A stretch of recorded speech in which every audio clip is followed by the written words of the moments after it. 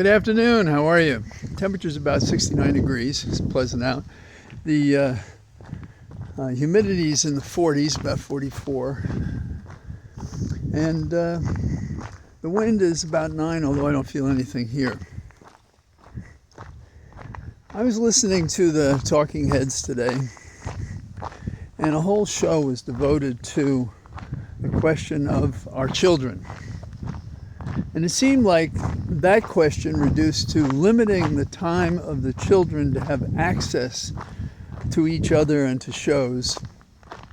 And the presumption seemed to be that the cure for children being upset was to cut them off from each other and from the news that they're discussing. Now, can a father or mother know best if they're not a model for protesting the present circumstances? And I'm not saying this to be rambunctious or to introduce conflict where none exists.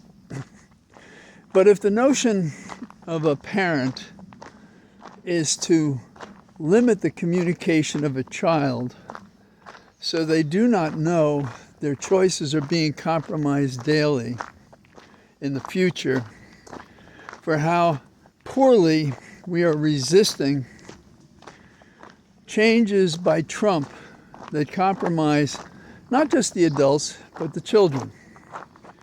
Now, the best way, in my experience, looking at my own parents, was that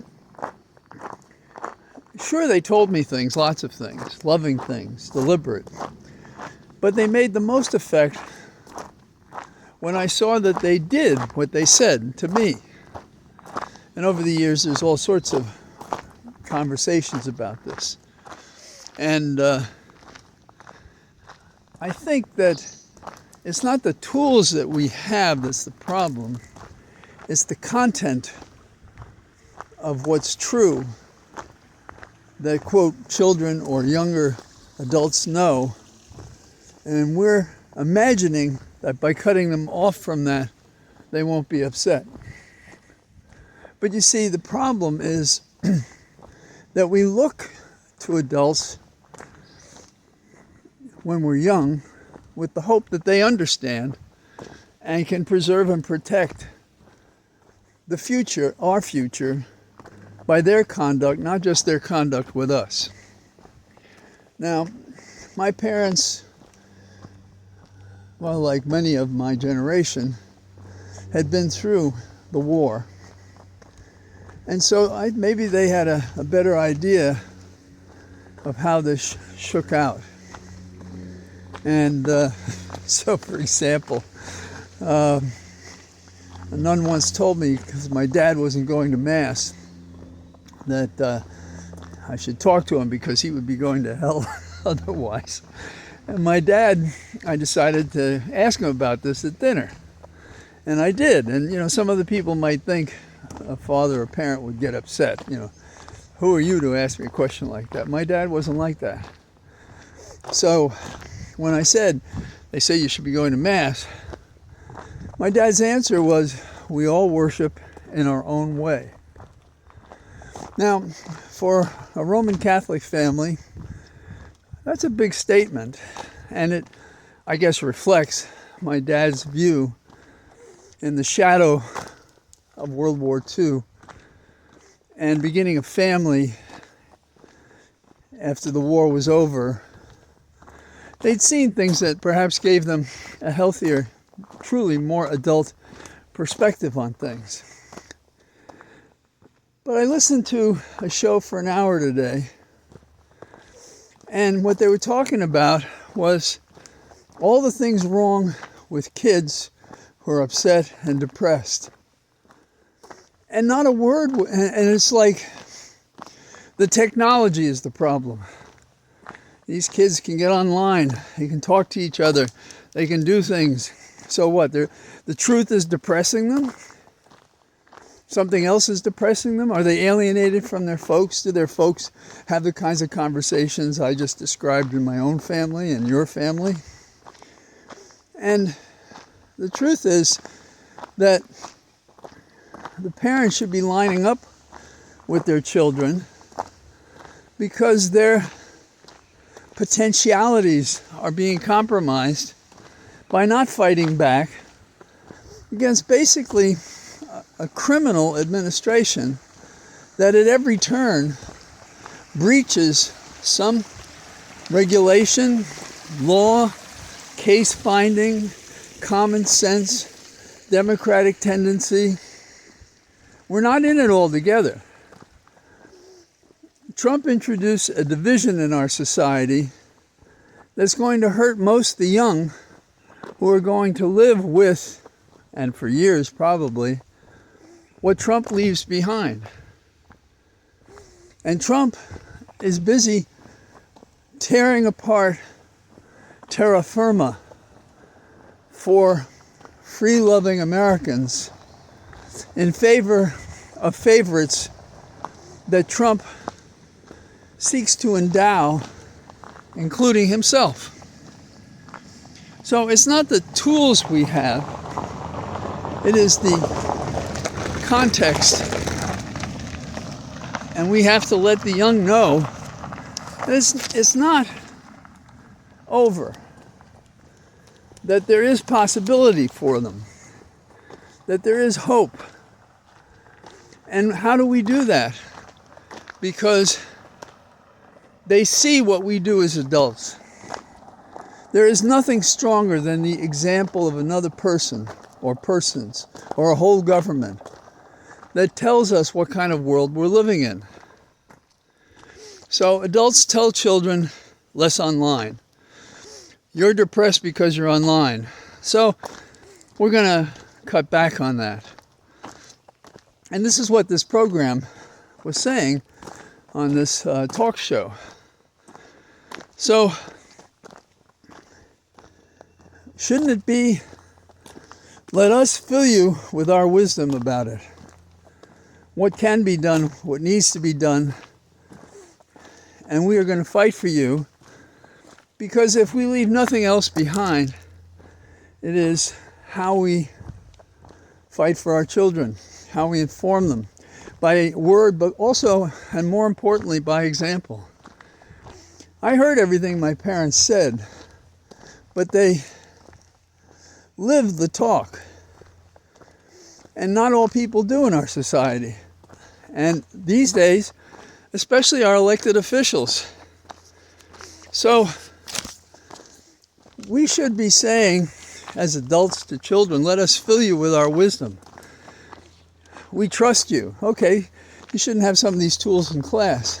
But the communication now, the technology now, is such that people communicate differently.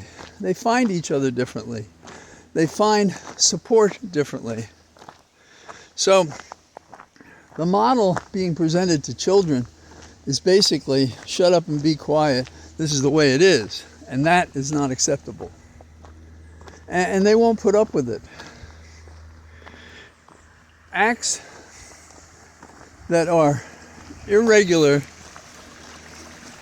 that do not answer the question of youth, will alienate the youth from the adults. And it is a question of adults catching up. As a 60s kid myself, my parents trusted what I did. And maybe that gave me more heart to do and be who I was. And so when we heard something, we tested it against reality. We had a chance to do that. So my parents were trusting I'd make right decisions. And I was visible as a young man, as I am somewhat visible even now as I'm older. Now, there was one summer, and it was after we had the riots, they called them that. I call it the protests at Columbia University. And I gave up a job that summer at the new Kennedy Center while I was in the engineering school. Kennedy Airport I'm talking about. to be part of a project to restructure Columbia University in the days after the protests at Columbia. So we're talking 68 and 69. And because of the awareness of what was going on campus, we were aware of much more.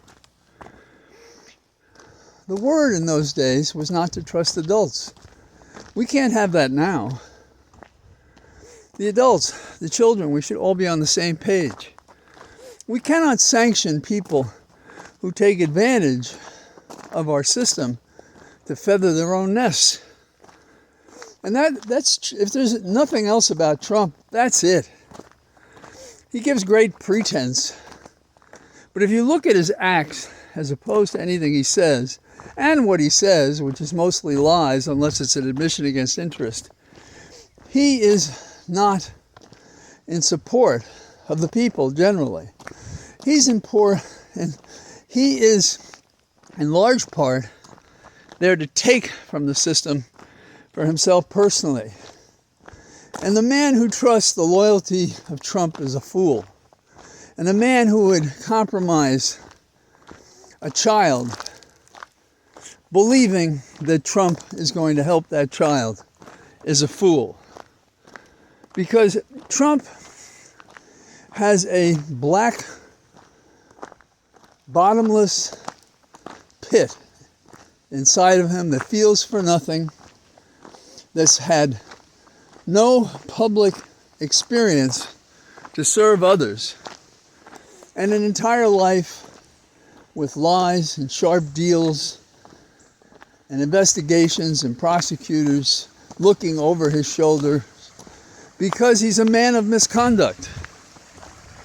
And how can parents compromise their child's mental health and promise and possible good fortune by muting them and pretending it's their problem?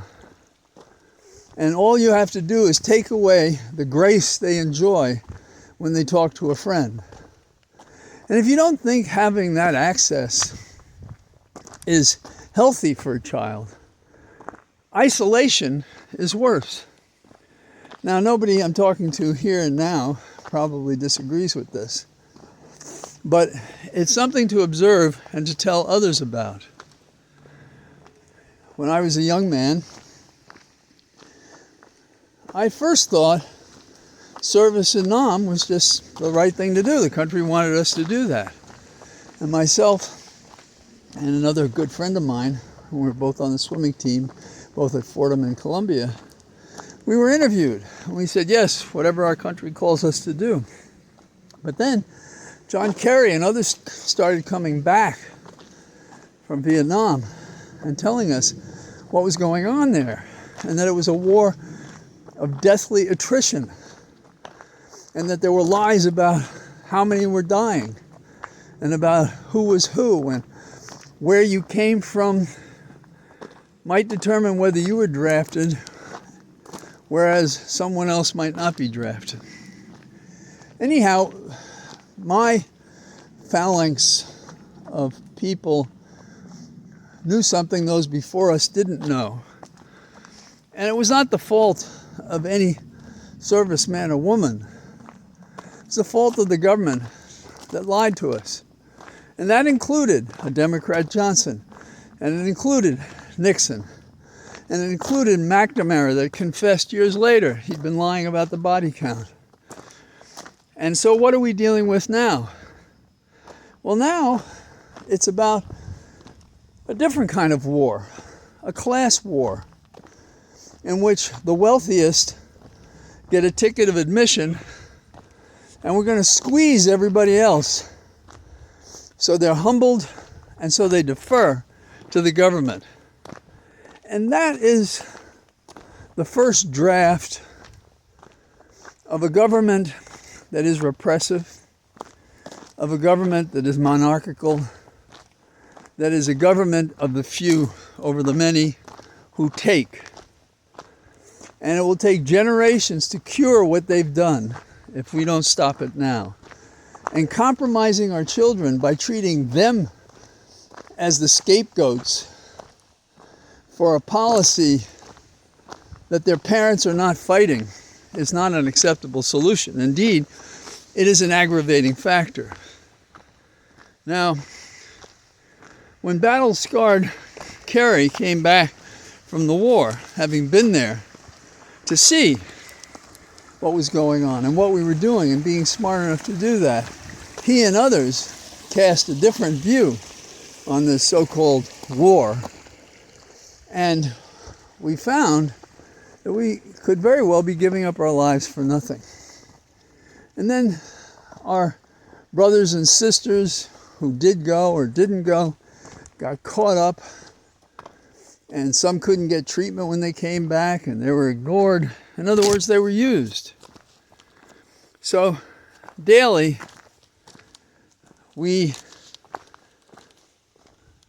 see adults swallow their dissent, take a beating in silence, and then some people will spend time on a Sunday show and say, yeah, we got to get on these kids, yeah. And don't get me wrong, there's a place for ethics, whether they originate Christian or Buddhist or Jewish. But to impose it on people because it's your belief is wrong. I heard at least one commentator today say he was Catholic, and he believed in such and such. And basically it was spare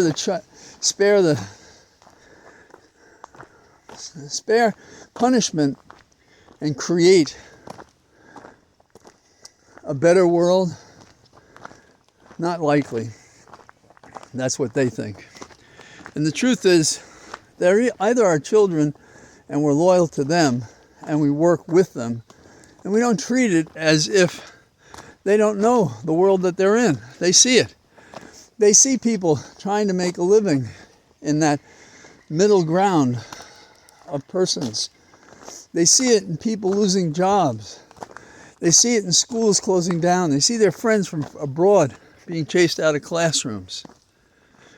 So we have to pay attention and not scapegoat children. We have to speak up and be an example to the young that we're all in this together and that we're for and with them. And not say, oh, you just, you shouldn't be upset. These kids understand this as we did as kids. And the magic age of 30 was the age at which we thought humans must have lost their senses, because they seemed to be on the other side of the solution that was so clear to my generation when we were younger. And so now we have another opportunity, and it's worse. It's worse because the resistance isn't there. The cooperation among parties isn't there. That people are saying things that are untrue, and nobody says, stop that. And the courts have been good, and the AGs have been good, individual people have been good, protests have been good, and that is the way for our children to feel good and to see there's hope. But when we punish them for who they are and how they are, as if they're the reason, they're reacting to the terrible situation we find in America right now, in which the values are upside down, and by silence many are selling out America and the promise of America. But could there be a worse crime than selling out your children? Not possible. So that's a couple of thoughts I have. You don't have to agree, obviously, but I think it's fair, and it's getting worse. And if we don't start pushing our politicians to goddamn resist this nonsense and to be champions for individual freedom and rights, for equality in America, and for the future that we talk about that is not so self-evident these days. So that's what I got on the trail. Until I talk to you tomorrow, all the best. Bye-bye.